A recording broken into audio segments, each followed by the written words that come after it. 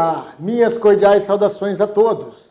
Estamos iniciando agora a 10ª aula do nosso curso e dando sequência direta ao conteúdo anterior sobre o ciclo de produção de conhecimento.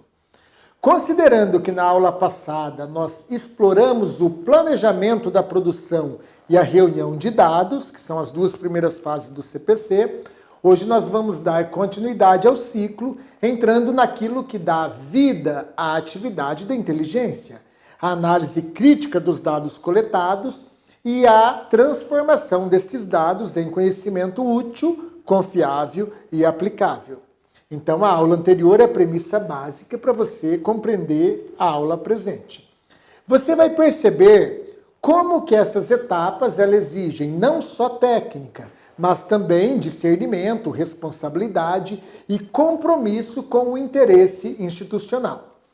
Então, vamos agora à terceira e a quarta etapa do CPC, ou seja, o processamento e a utilização do conhecimento.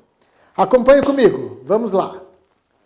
Terceira etapa, processamento, então, do CPC. Nesta fase, os dados coletados eles são analisados, interpretados, organizados e contextualizados.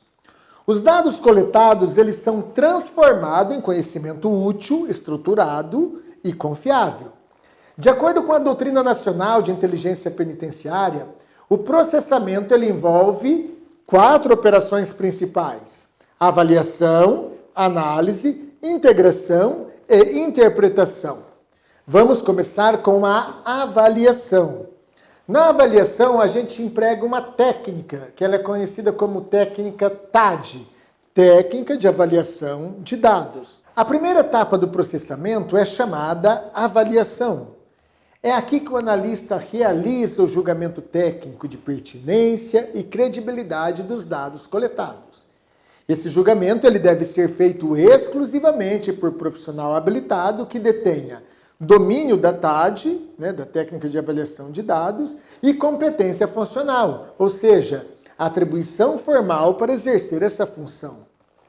A TAD ela é o método oficial da IPEM para validar os dados e conhecimentos recebidos. Ela orienta o analista a examinar 2 aspectos fundamentais: a pertinência e a credibilidade. Sobre a pertinência, o analista ele verifica se o dado está relacionado ao assunto em análise. E sobre a credibilidade, o analista ele verifica se a fonte e o conteúdo são confiáveis. No julgamento da fonte, o analista ele avalia a autenticidade, que no caso é se o dado realmente veio da fonte informada ou foi repassado por terceiro. Ele avalia a confiança, ou seja, se a fonte ela tem histórico confiável, motivação legítima, maturidade e boa conduta, e também avalia a competência, ou seja, se a fonte ela tem conhecimento técnico e acesso direto ao fato relatado.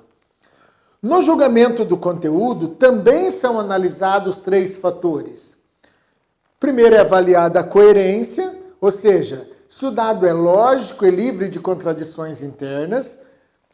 Depois é avaliado a compatibilidade. Aqui se verifica se está em harmonia com os outros dados conhecidos. E terceiro, se verifica a semelhança, ou seja, se há dados semelhantes de outras fontes que reforçam esse conteúdo.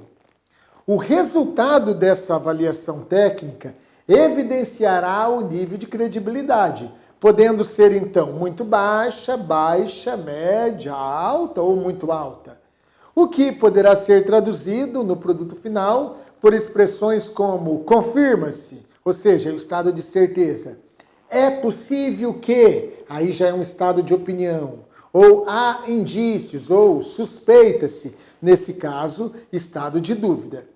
O simples uso dessas expressões eles já vão refletir a credibilidade objetiva da fonte e do próprio conteúdo, de forma ética, transparente e rastreável. Agora, vamos passar para a fase da análise do dado. Então, superada a avaliação, o analista ele vai iniciar a análise propriamente dita. Aqui os dados pertinentes eles são decompostos em partes menores, que são chamadas de frações significativas. E essas frações elas são examinadas à luz dos aspectos essenciais definidos lá no planejamento. Né? A análise ela busca fazer o quê? Ela busca identificar causas, vínculos e fatores isolados, detectar omissões, lacunas e contradições, definir o grau de influência de cada fração no tema central que está sendo analisado.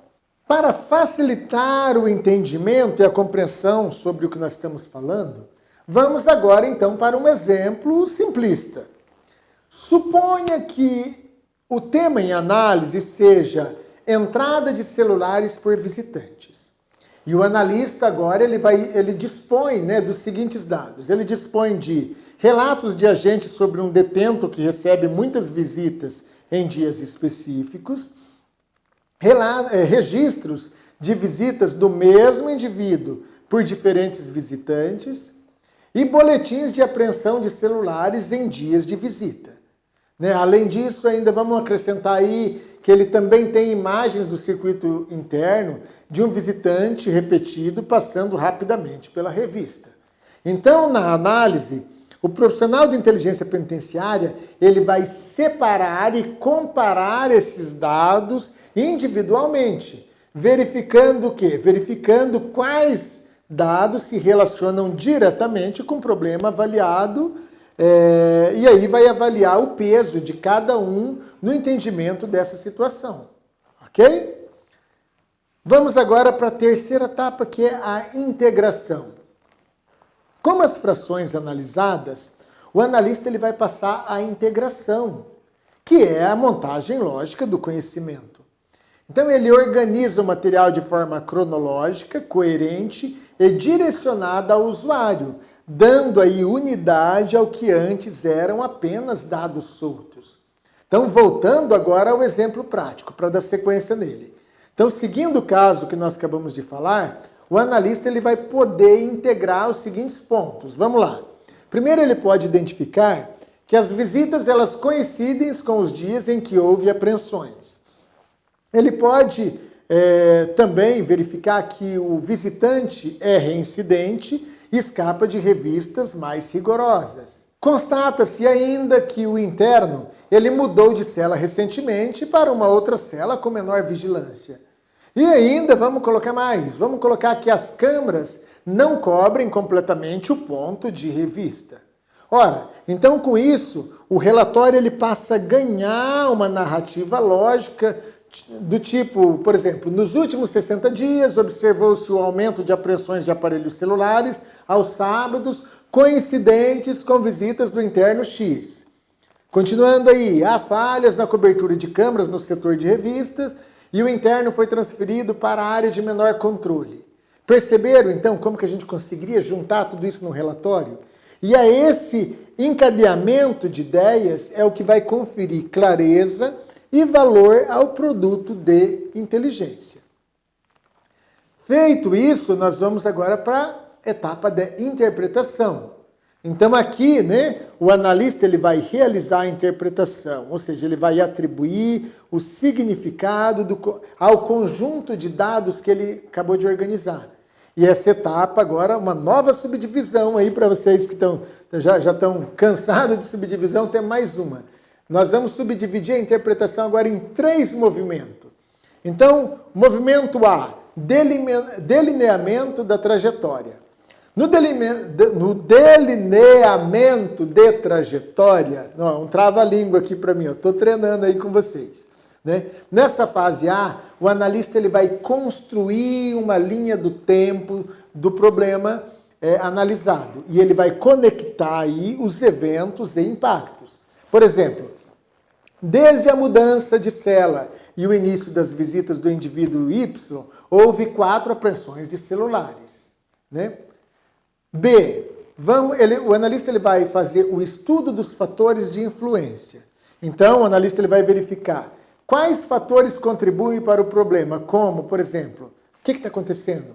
falhas nas revistas manuais, câmeras mal posicionadas, ação coordenada de visitantes distintos, enfim, ele vai identificar todos os problemas ali que ele conseguir com base no know-how, na expertise dele, na troca de ideia com os outros colegas, ou na observação, ou na investigação, ou no acompanhamento da situação, ele vai verificar todos os problemas e vai listar aqui.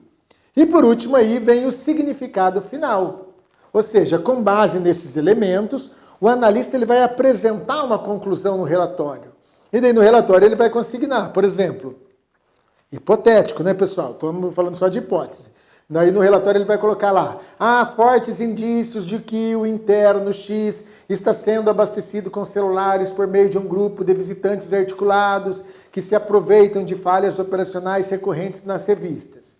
Né? Então, por exemplo, uma conclusão dessa natureza, ela vai servir como base para o relatório de inteligência, contendo então propostas concretas de correção. Pessoal, partindo já agora para o encerramento, eu queria que vocês percebessem que a etapa de processamento, ela é, de fato, a mais densa e a mais crítica do ciclo de produção de conhecimento, né? O nosso CPC aqui. É aqui que o dado ele vai virar informação e que a informação ela se transforma em conhecimento com valor institucional. Então, não se trata aí de uma mera escrita, mas de pensamento analítico estruturado, com base em técnica, ética e responsabilidade.